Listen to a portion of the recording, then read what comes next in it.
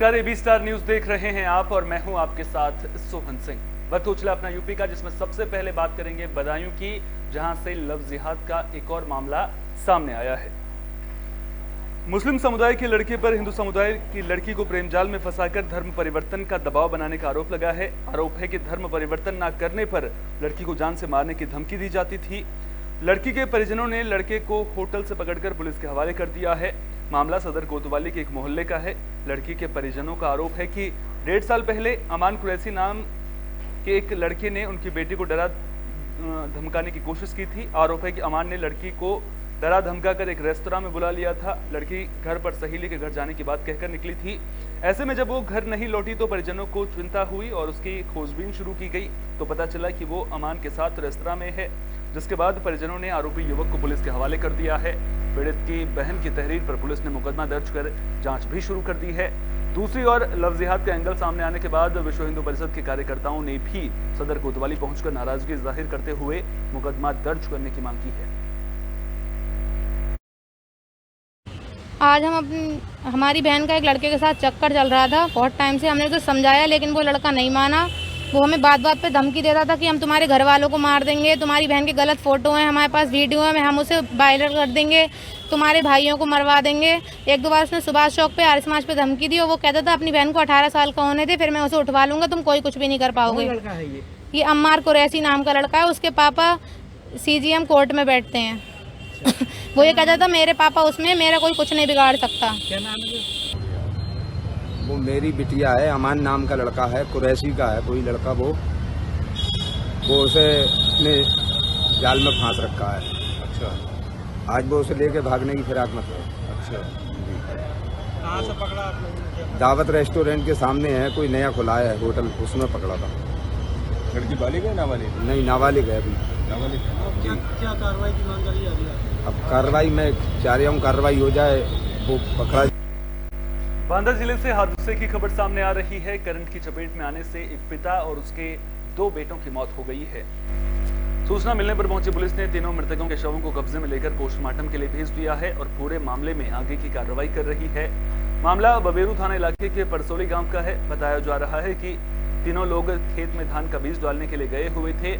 खेत में ट्यूबवेल के पास लगे खंबे के सपोर्टिंग तार में उतरे करंट की चपेट में युवक आ गया था और उसे करंट से चिपकता देख जब उसका पिता उसे बचाने पहुंचा तो वो भी उसकी चपेट में आ गया। वहीं अपने भाई और पिता को करंट में चिपकता देख जब दूसरा युवक वहां पहुंचा तो उससे भी करंट ने अपनी चपेट में ले लिया, जिससे तीनों की मौत हो गई है। वहीं एक ही परिवार के तीनों लोगों की मौत के बाद परिवार में कोहराम मच गया है। 5 बजे बबेरू थाने के ग्राम परसौली में ट्यूबवेल के सपोर्टिंग वायर में करंट उतर आने के कारण दीपू यादव उम्र 15 वर्ष को चिपकने के उपरांत उसको छुड़ाने के प्रयास में पिता गोरेलाल यादव उम्र 50 वर्ष तथा उसके सगे बड़े भाई अतुल यादव उम्र 21 वर्ष की विद्युत स्पर्शाघात से मृत्यु हो गई है। तीनों का शव पंचायतनामा करके पोस्टमार्टम के लिए भेजा जा रहा है।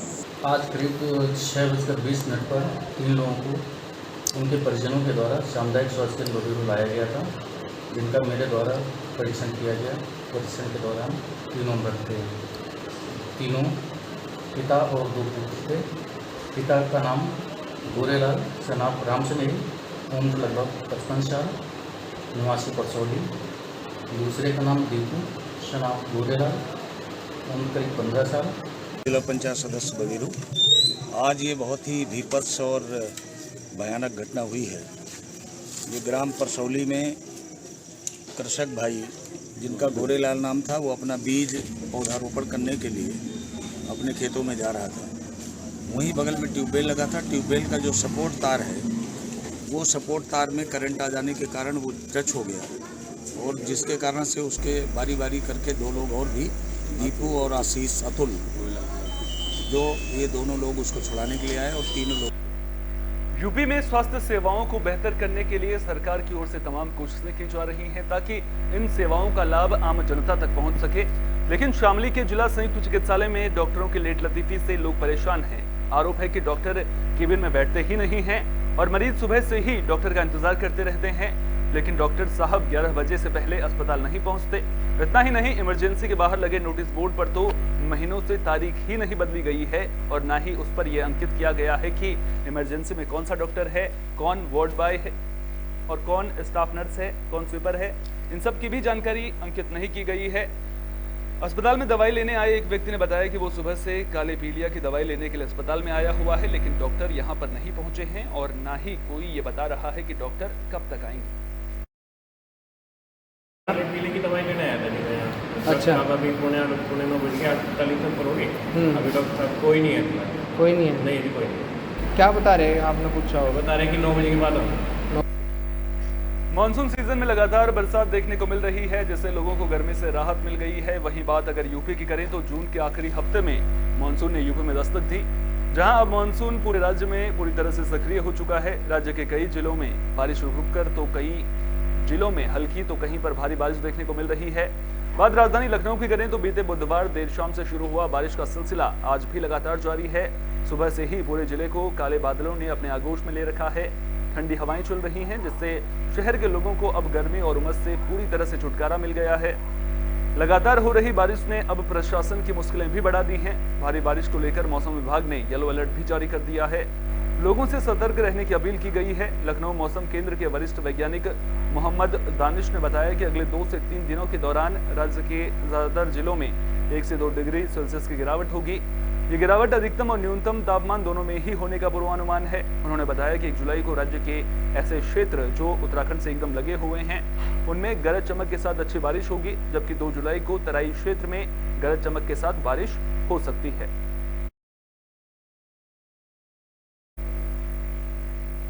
तो मानसून सीजन में बरसात लगातार जारी है, लेकिन झांसी में एक जगह ऐसी भी है जहां पेयजल की किल्लत से लोग परेशान हैं।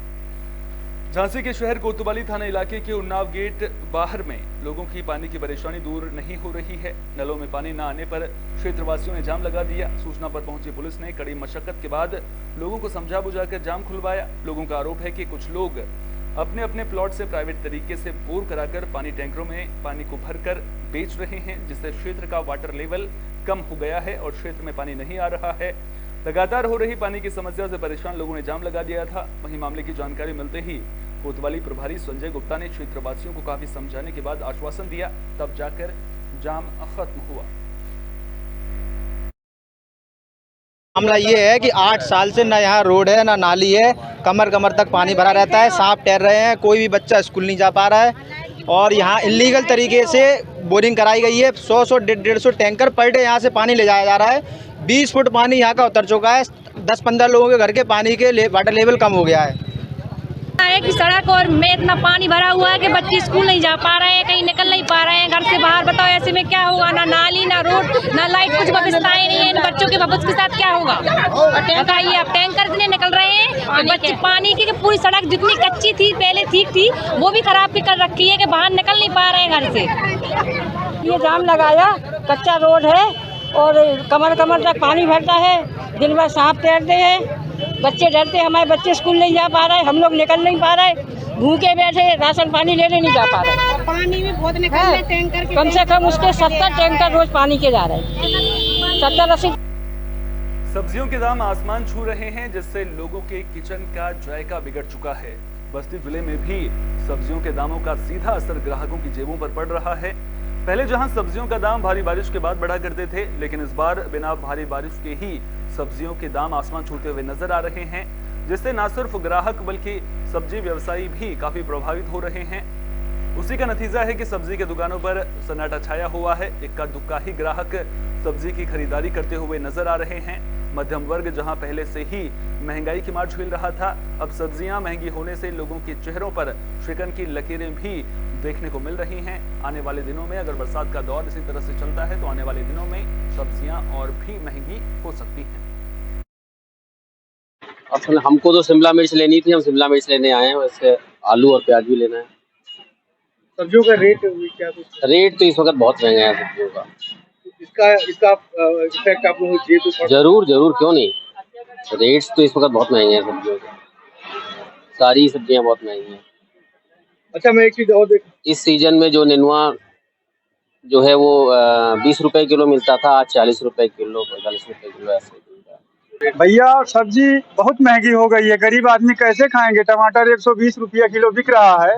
गरीब आदमी अगर 300 रुपया कमा रहा है, 120 का टमाटर ले जाएगा तो बच्चों को क्या खिलाएगा, पढ़ाएगा लिखाएगा कैसे। इतनी महंगाई है, सरकार कैसे चला रहे हैं। और सारी सब्जियों का क्या कुछ रेट है? सब सब्जी महंगी है साहब, गरीब आदमी कैसे खाए जिएगा। जिसके पास पैसा है वही खाएगा, जिसके पास नहीं है वो भूखा सोएगा। सरकार कहती है कि हमारे राज्य में कोई नहीं भूखा सो रहा है। लेकिन मैंने अभी देखा दुकानों पर लगभग सन्नाटा छाया हुआ है, ऐसा क्या कुछ रीजन? जब महंगा है तो कहाँ से सब्जी बिकेगी। इस समय मतलब बारिश हो नहीं रही है, इसी कारण सब्जी और महंगा हो जा रहा है। अगर कुछ दिन बारिश हो जाए तो लगभग सब्जी कुछ 10 दिन में तैयार हो जाता है। और इस समय टमाटर का भाव 120 रुपए किलो हो गया है, इसलिए महंगा हो जा रहा है क्योंकि खराब भी ज्यादा निकल रहा है और जहाँ से आ रहा है वहाँ पैदावार भी कम हो चुका है।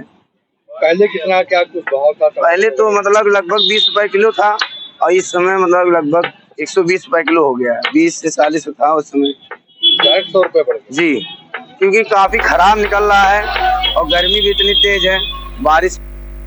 नोएडा में स्टंटबाजी के वीडियो खूब वायरल हो रहे हैं। पुलिस कार्रवाई भी कर रही है, लेकिन इसके बावजूद नोएडा की सड़कों पर स्टंटबाजी पर ब्रेक लगता हुआ नजर नहीं आ रहा है। रील बनाने का खुमार इतना छाया हुआ है कि लोग रियल लाइफ को भी जोखिम में डालने से बाज नहीं आ रहे हैं। वायरल वीडियो में आप देख सकते हैं कि कैसे एक युवक कार से बीच चौराहे पर स्टंट करता हुआ नजर आ रहा है। कभी कार की छत पर बैठकर स्टंटबाजी की जा रही है। वायरल वीडियो ग्रेटर नोएडा के थाना नॉलेज पार्क का बताया जा रहा है, जो सोशल मीडिया पर जमकर वायरल हो रहा है। वायरल वीडियो में आप देख सकते हैं कैसे एक युवक एक कार के सहारे स्टंट करता हुआ नजर आ रहा है और इन स्टंट में इसकी जान भी जा सकती है, लेकिन इसके बावजूद रील बनाने की खुमारी कुछ इस तरह से छाई हुई है कि इस युवक को अपनी जान की भी परवाह नहीं है।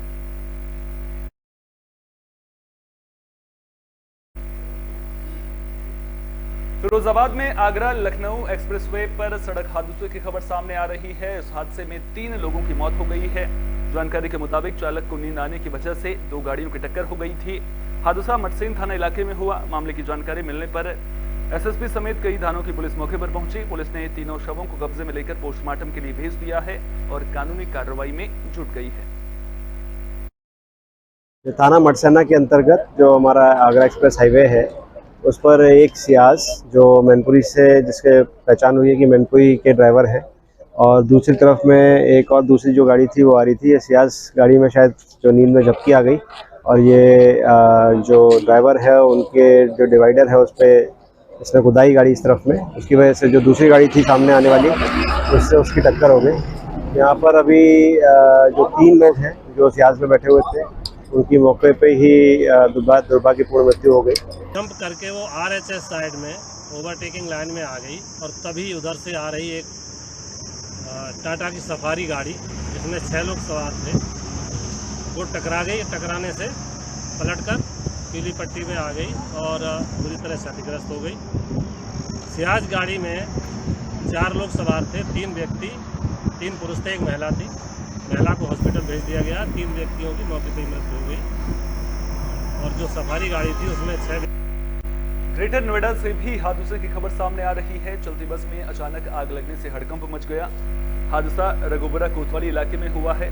बस कौशाम्बी डिपो से बाजना मानगढ़ी जा रही थी। जिस वक्त हादसा हुआ उस वक्त बस में करीब 15 लोग मौजूद थे, जिन्होंने बस से उतरकर अपनी जान बचाई। मामले की जानकारी मिलने पर पुलिस और फायर ब्रिगेड की टीम मौके पर पहुंची। कड़ी मशक्कत के बाद आग पर काबू पा लिया गया है। तो आप तस्वीरों के जरिए भी देख सकते हैं कि किस तरह से बस धू कर चल रही थी, जिसके बाद फायर ब्रिगेड की गाड़ियां वहां पर पहुंची, जिसके बाद कड़ी मशक्कत के बाद इस आग पर काबू पा लिया गया है।